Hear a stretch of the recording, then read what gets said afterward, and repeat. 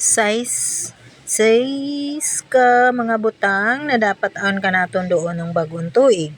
Una, bugas para pirmi kita aon kakanon pero tuig. Kaduha, asin para hapsay balance yang kanaton panginabuhi. Talo, asukar para sweet kamo ng kamayo kaibanan. Pang-apat, tubig para malinawon permi mabugnaw yung mga pangisip. Pang-lima, gapas para magaan tanan ng mga suliranin, mga problema, mga panginahanglan sa kinabuhi magaan.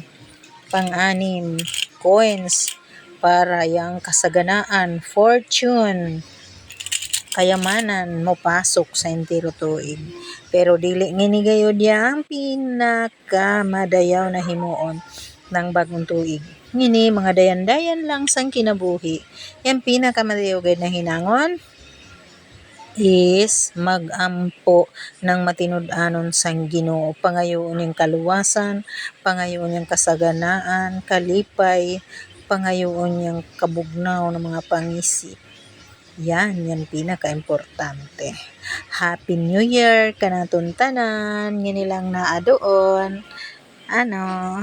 Kay way kanaton budget. Tang ref. Kay wa may kabutangan, wa may kaplastaran.